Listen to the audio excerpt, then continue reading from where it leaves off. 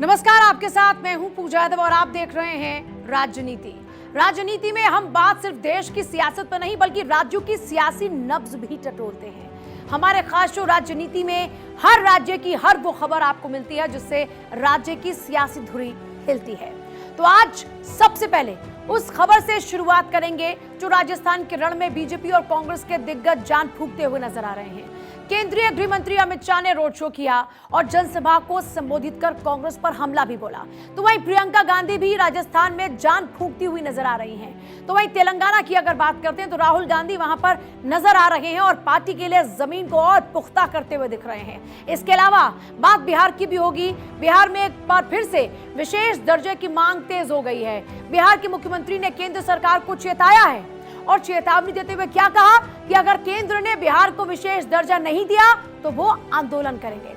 अब बात करेंगे साथ ही छठ पर्व की।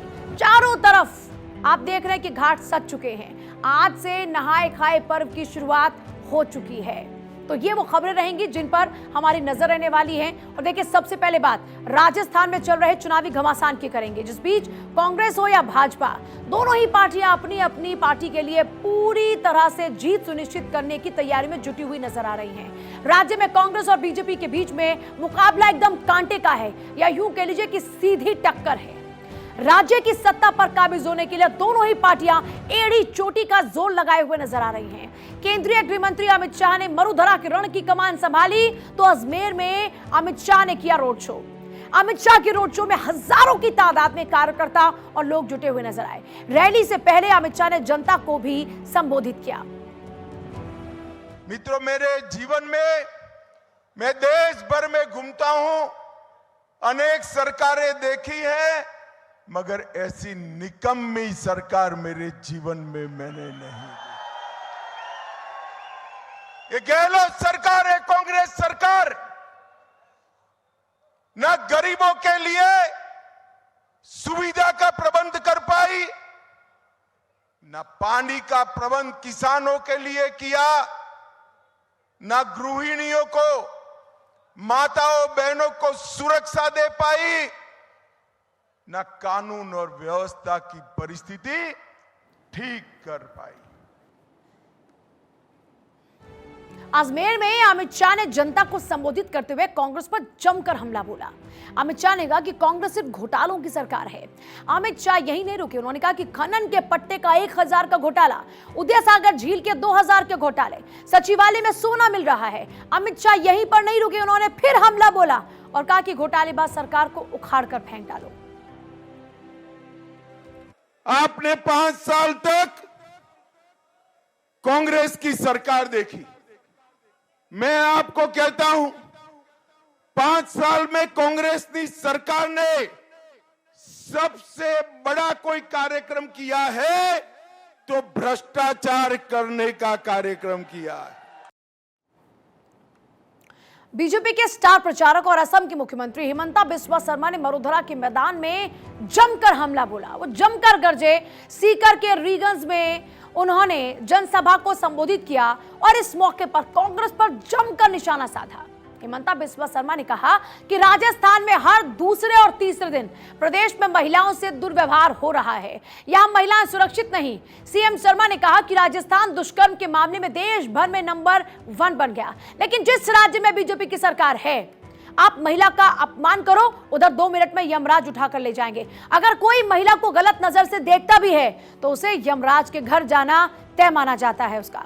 बीजेपी की सरकार बनने के 1 महीने बाद पूरे राजस्थान में अगर रात को 2 बजे भी महिला घर से बाहर निकलेगी तो उसका कोई रास्ता नहीं रोक पाएगा। इतना ही नहीं, हिमंता बिस्वा शर्मा ने कहा कि मैं कभी कभी सोचता हूं कि मैं इतने साल कैसे कांग्रेस में रहा, लेकिन अब सब कुछ ठीक है।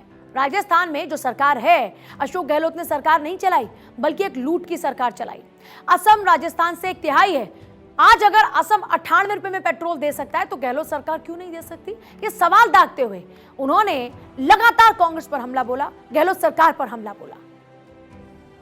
और देखिए, अब आगे बढ़ते हैं क्योंकि हम चुनावी राज्यों की लगातार बात कर रहे हैं। मध्य प्रदेश, छत्तीसगढ़ में चुनाव हो चुका है संपूर्ण। इस बीच बारी राजस्थान की है। 25 तारीख को वोटिंग होगी, लेकिन उससे पहले चाहे कांग्रेस हो चाहे बीजेपी, ताबड़तोड़ चुनावी दौरे, ताबड़तोड़ चुनावी प्रचार, जनसभाएं, रैलियां लगातार जारी। ये बात तो ही बीजेपी के प्रचार की, बात कांग्रेस की।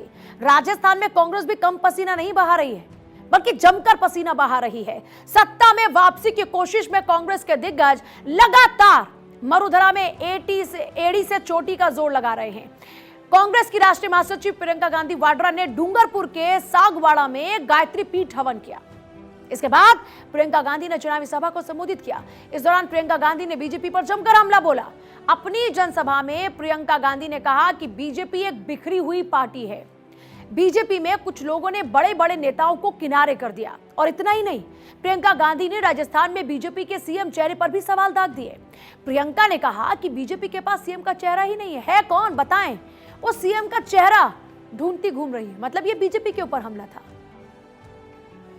मध्य प्रदेश में देखिए, जहां भाजपा की सरकार है, हर स्तर पर जो स्वास्थ्य सुविधाएं हैं उसमें हर स्तर पर खाली पद है। खाली पद है, ये नहीं है कि नौजवान नहीं है जो पढ़े लिखे हैं, उन पदों को भरा ही नहीं जा रहा है। तो जहां जहां ये लोग आपके लिए काम कर सकते थे उन्होंने किया नहीं। जहां इनके प्रदेश हैं वहां सबसे ज्यादा महंगाई, सबसे ज्यादा परेशानी, किसान भी परेशान है। वहां तो खाद की भी किल्लत है। खाद के लिए जब लाइन में खड़े होते हैं वहां पे तो किसान से बोला जाता है कि भाई पहले अपना कर्ज चुकाओ, बैंक में जाओ, कर्ज चुकाओ तभी खाद मिलेगा। नई चीज ये कि मोदी जी ने अपना स्टिकर चिपका दिया उस पे अपनी फोटो। काम किया दिल से कांग्रेस एक बार फिर से। कांग्रेस इसी नारे के साथ में चुनावी समर में उम्मीद लगाए बैठी है कि सरकार फिर से रिपीट हो। लेकिन सिर्फ राजस्थान के रण में यह जोर नहीं देखने को मिल रहा, बल्कि बात तेलंगाना की भी होगी। प्रियंका ने मोर्चा संभाला राजस्थान का, तो वहीं मोर्चा राहुल गांधी ने संभाला तेलंगाना का। और पूरी जोर आजमाइश के साथ में चुनाव प्रचार करते नजर आ रहे हैं राहुल गांधी तेलंगाना में। तेलंगाना में राहुल गांधी ताबड़तोड़ रैलियां करते हुए नजर आ रहे हैं। इस दौरान में राहुल गांधी ने रोड शो भी किया। कांग्रेस नेता राहुल गांधी ने तेलंगाना के सीएम के चंद्रशेखर राव पर हमला भी बोला, यानी केसीआर पर जमकर हमला बोला। और वहीं देखिए तेलंगाना के नरसमपेट में राहुल गांधी ने यह तक कहा कि केसीआर साहब सवाल करते हैं कि कांग्रेस ने पिछले 60 सालों में किया क्या। राहुल गांधी ने जवाब देते हुए कहा कि केसीआर साहब, आप जिस स्कूल में पढ़े हैं वो कांग्रेस ने ही बनाया है। जमीन, भूमि, शराब, लिकर और रेत, तीनों के पोर्टफोलियो आपके चीफ मिनिस्टर के परिवार के पास। दलित बंधु स्कीम में उनके एमएलए 3 लाख रुपए का कट लेते हैं। केसीआर ने कांग्रेस से पूछा, कांग्रेस ने पिछले 60 साल में क्या किया? केसीआर जी, जिस स्कूल में आप पढ़े, जिस कॉलेज में आप पढ़े, वो कांग्रेस पार्टी ने बनाया था। जिस हैदराबाद से आपने हजारों करोड़ चोरी किया, उसको आईटी का दुनिया का कैपिटल कांग्रेस पार्टी ने बनाया था। ये सड़कें, इंफ्रास्ट्रक्चर, पुल, ये कांग्रेस पार्टी ने बनाए थे। और आपको याद होगा कि कांग्रेस पार्टी किसानों को बिजली फ्री में देती थी। मैं तेलंगाना के हर किसान को कहना चाहता हूं कि आपको कांग्रेस पार्टी की सरकार फ्री में फिर से गारंटी करके बिजली देगी। इस दौरान राहुल गांधी ने बीजेपी और केसीआर पर हमला भी बोला। राहुल गांधी ने कहा कि बीजेपी और बीआरएस सिर्फ अपने लोगों को फायदा पहुंचाती है। बीजेपी अडानी को, केसीआर अपने परिवार को फायदा पहुंचाने में जुटे हुए। तो ये राहुल गांधी का हमला रहा। बीजेपी और बीआरएस जैसी पार्टी चुने हुए लोगों को पूरा फायदा पहुंचाती है। नरेंद्र मोदी अपने मित्र अडानी को पूरा फायदा पहुंचाता है और केसीआर अपने परिवार को पूरा फायदा पहुंचाता है। हम चीफ मिनिस्टर से साफ कह देते हैं, जितना पैसा ये लोग अमीरों को देते हैं उतना पैसा हमारी सरकार गरीबों को देगी। अगर वो 1 रुपया दिया अमीरों को, हम 1 रुपया गरीबों को देंगे। तेलंगाना में 30 नवंबर को होने वाले विधानसभा चुनाव के लिए कांग्रेस ने अपना घोषणा पत्र जारी किया। कांग्रेस अध्यक्ष मल्लिकार्जुन खड़गे की मौजूदगी में यह मैनिफेस्टो जारी किया गया। कांग्रेस ने अपने इस मैनिफेस्टो में आखिरकार दिया क्या, सवाल ये। तो देखिए, जब बात आ रही है ऐसी मैनिफेस्टो की, तो एलपीजी सिलेंडर 500 रुपए में देने का वादा। कांग्रेस ने अपने घोषणा पत्र में महिलाओं के लिए भी बहुत सारी योजनाओं को रखा है। इसके अलावा तेलंगाना में जारी हुए कांग्रेस के इसी घोषणा पत्र पर यह कहा जा रहा है कि कांग्रेस ने हिंदुओं को भी लुभाने की कोशिश की है। कांग्रेस ने 42 पन्नों वाले अपने इस घोषणा पत्र अभय हस्तम जारी करते हुए कहा कि तेलंगाना के लोगों का रुख है कि चाहे जो हो कांग्रेस को सत्ता में लाया जाए। अब क्या है इस घोषणा पत्र में? हिंदुओं को बेटी की शादी के समय 1 लाख रुपए का कैश, हिंदुओं को बेटी की शादी के समय 10 ग्राम सोना, अल्पसंख्यकों को उनकी लड़की की शादी के वक्त 1,60,000, 500 रुपए में गैस सिलेंडर, महिलाओं को बस में फ्री यात्रा, महिलाओं को 2500 रुपए महीना, 200 यूनिट तक बिजली फ्री, उच्च शिक्षा प्राप्त करने वाली हर लड़की को मिलेगी स्कूटी। तो ये ऐलान है इसमें। किसानों को 1 लाख रुपए तक का फसल ऋण माफ होगा, किसानों को 20 लाख रुपए तक का ब्याज मुक्त फसली ऋण, किसानों को 24 घंटे मिलेगी बगैर कट वाली बिजली, सभी प्रमुख फसलों के लिए एक व्यापक फसल बीमा योजना। तो ये वो वादे हैं जो किसान, महिला, युवा और प्रदेश की बेटियों के लिए किए गए हैं। हमारे माताएं बहनें बस में चढ़ने के लिए लड़ते रहते हैं, और ये जो भगवान के नाम पे वोट मांगते हैं ना, उन्होंने कुछ नहीं किया, लेकिन आज महिलाओं ने हर भगवान का दर्शन ले रहे हैं। हमारे कांग्रेस के इस वायदे से महिलाएं एक मंदिर नहीं छोड़े, हर मंदिर को, चाहे वो किसी धर्म का हो, चाहे वो किसी इसका, हर जगह महिलाएं हमारे पास लाखों के तादाद में जा रहे हैं। ये तो हमने किया। बिहार में एक बार फिर से सियासी गलियारों में हलचलें तेज हैं। बिहार के मुख्यमंत्री नीतीश कुमार ने एक बार फिर से बिहार को विशेष राज्य का दर्जा देने की मांग की है, लेकिन इस बार नीतीश कुमार ने केंद्र सरकार को चेतावनी देते हुए कहा कि अगर बिहार को विशेष दर्जा नहीं मिला तो वो आंदोलन करेंगे। देना दीजिए ताकि फिर ये बहुत आगे बढ़ जाएगा। तो हम इतना दिन से कर रहे हैं, अभी देर करेंगे तो हम तो अभी मूवमेंट शुरू करने वाले हैं।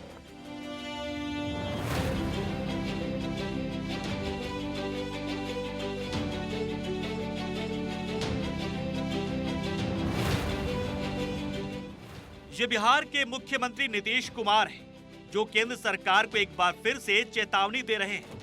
24 की तैयारी के लिए नीतीश कुमार ने मांग की ढाल पहन ली है और चेतावनी की तलवार उठा ली है। नीतीश कुमार केंद्र सरकार से बिहार के उत्थान के लिए विशेष दर्जे की मांग कर रहे हैं। आप बोलिए बिहार कितना आगे था?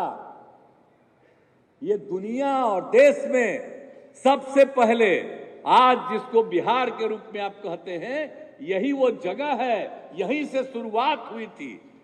अब आज पीछे है। प्रधानमंत्री बनने का सपना देख रहे नीतीश कुमार ने अभी से मैदान में अपना बिगुल फूंकना शुरू कर दिया है। जनता में अपनी छवि बनाने के लिए नीतीश फिर से विशेष दर्जे की मांग कर रहे हैं और कह रहे हैं कि केंद्र ने अगर बिहार को विशेष राज्य का दर्जा नहीं दिया तो फिर वो आंदोलन करेंगे और गली गली से तब विशेष राज्य की मांग गूंजेगी। हम तो अभी मूवमेंट शुरू करने वाले हैं कि बिहार को विशेष राज्य का दर्जा मिले। अब पत्रकार मित्र, आप सब लोगों से अनुरोध है कि मेरी एक बात बोल दीजिए कि हमने मांग किया है कि बिहार को विशेष राज्य का दर्जा मिलना चाहिए। नीतीश कुमार ने कहा कि अगर बिहार को विशेष राज्य का दर्जा देने की मांग पूरी हो जाती है तो हम 2.5 साल के भीतर संबंधित लोगों को सभी लाभ प्रदान करने में सक्षम होंगे। इसलिए बिहार को तुरंत ये दर्जा मिलना चाहिए।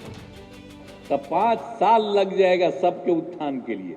तो हम कह रहे हैं कि अगर बिहार को विशेष राज्य का दर्जा मिल जाए तब तो 2 ही साल में हो जाएगा।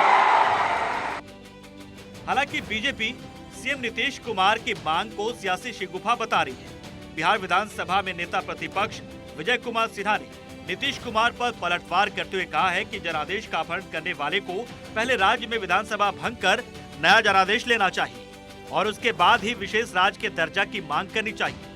मुख्यमंत्री के लिए विशेष राज्य का दर्जा अब एक जुमला बन गया है। ये विशेष राज्य का दर्जा मांगते हैं, लेकिन इनका असली निशाना सत्ता पर काबिज रहना है।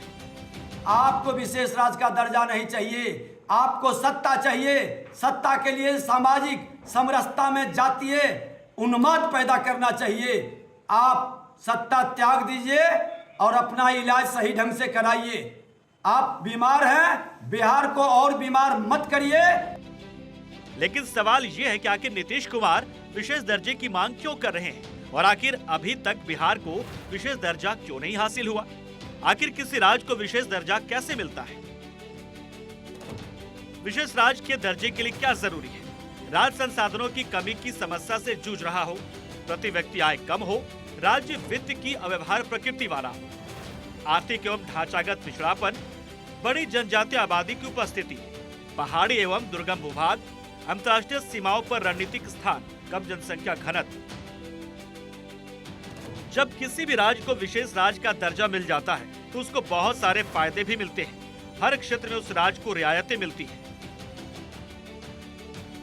विशेष राज्य के फायदे: योजनाओं में केंद्र की हिस्सेदारी बढ़ जाती है। 60% की जगह केंद्र का हिस्सा 90% हो जाता है। विशेष दर्जा प्राप्त होने से एक्साइज में रियायत मिलती है। कस्टम कॉर्पोरेट टैक्स में भी रियायत मिलती है। केंद्रीय बजट में नियोजित व्यय की 30% राशि विशेष श्रेणी वाले राज्यों को मिलती है। ऋण अदला बदली और ऋण राहत योजनाओं का लाभ मिलता है। केंद्रीय निधि प्राप्त करने में तरजीह मिलती है। देश में इस वक्त अगर विशेष राज्य के दर्जे वाले राज्यों की बात करें तो पूरे देश में कुल 11 राज्यों को विशेष राज्य का दर्जा हासिल है। कांग्रेस सरकार में अलग अलग वक्त में इन्हें विशेष राज्य का दर्जा प्राप्त हुआ। जम्मू कश्मीर, असम, नागालैंड, हिमाचल प्रदेश, मेघालय, मणिपुर, त्रिपुरा, अरुणाचल प्रदेश, सिक्किम और उत्तराखंड।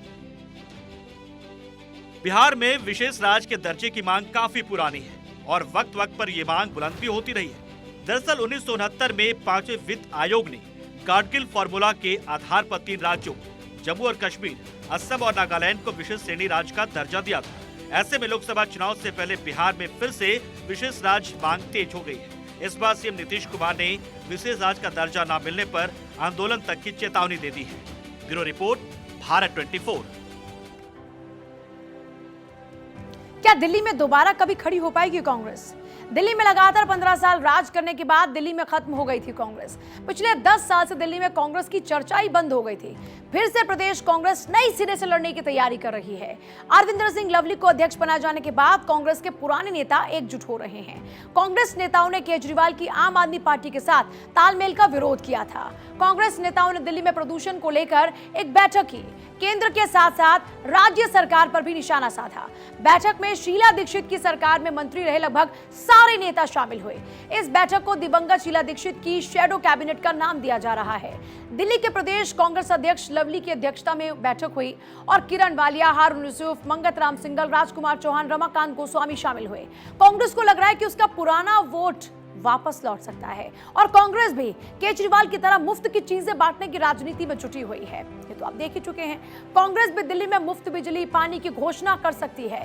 कांग्रेस की मुफ्त योजनाओं से प्रवासी वोट वापस लौट सकता है। कर्नाटक में कांग्रेस की जीत के बाद मुस्लिम मतदाताओं का रुझान पार्टी की ओर बढ़ा है। कांग्रेस को मुस्लिम वोट लौटने की भी उम्मीद है। दिसंबर 2013 में कांग्रेस के समर्थन करने से आम आदमी पार्टी को फायदा हुआ था। कांग्रेस का वोट उसके साथ चला गया था। 2024 में आम आदमी पार्टी के साथ मिलकर लड़ने से कांग्रेस के वोट की वापसी शुरू हो सकती है। बीजेपी की रणनीति के सामने भी कांग्रेस पस्त हो जाती है। कांग्रेस दोबारा से खड़े होने के लिए दिल्ली से शुरुआत फिर से करना चाहती है, लेकिन बात फिर से वही कि क्या कांग्रेस बेहतर परफॉर्म कर पाएगी। अब चलिए बात होगी तमिलनाडु की। क्या बीजेपी बनाएगी तीसरा मोर्चा? तमिलनाडु का चुनाव पिछले करीब 4.5 दशक से 2 ध्रुवीय रहा है। डीएमके और अन्ना डीएमके में मुकाबला होता रहा। कांग्रेस बीजेपी के साथ साथ प्रदेश के अन्य दल किसी न किसी गठबंधन के साथ ही होते हैं। एक आध बार तीसरा मोर्चा बनाने की कोशिश तो हुई, लेकिन चुनाव में मोर्चा कामयाब नहीं हुआ। एक बार फिर से तीसरा मोर्चा बनाने की कोशिश जारी है। इस बार भारतीय जनता पार्टी कोशिश करती हुई नजर आ रही है। जानकार सूत्रों के मुताबिक अगर अन्ना डीएमके और बीजेपी के बीच संबंध ठीक नहीं होते और चुनाव से पहले दोनों में तालमेल नहीं होता तो बीजेपी एक तीसरा मोर्चा बनाएगी। इसमें अन्ना डीएमके से अलग हुआ ओ पनीरसेल्वम खेमा शामिल हो सकता है। तीसरे मोर्चे में टीटीवी दिनाकरण की पार्टी भी शामिल हो सकती है। जयललिता की करीबी सहयोगी रही वीके शशिकला के भतीजे दिनाकरण ने अलग पार्टी बनाई थी। सूत्रों के मुताबिक बीजेपी के लिए पर्दे के पीछे काम करने वाले कई तमिल नेता शशिकला के संपर्क में हैं। तमिल नेता तीसरा मोर्चा बनाने में मदद कर रहे हैं। डीएमके, कांग्रेस और अन्ना डीएमके से मुकाबले के लिए तीसरा मोर्चा बन सकता है। तीसरे मोर्चे में कम से कम 3 पार्टियां रहेंगी। कुछ और प्रादेशिक पार्टियां भी इस मोर्चे का हिस्सा हो सकती हैं। तो ये तो बात हुई अब तमिलनाडु की कि तमिलनाडु में भी क्या पॉसिबिलिटीज हैं।